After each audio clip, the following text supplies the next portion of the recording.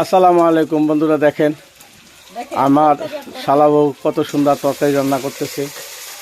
এই দেখেন, এই যে তরকারি, সবজি, ভাত, ওই যে ঠিকা দিছে। গ্রামের দৃশ্য, আসলে গ্রামের রান্না করতেছে।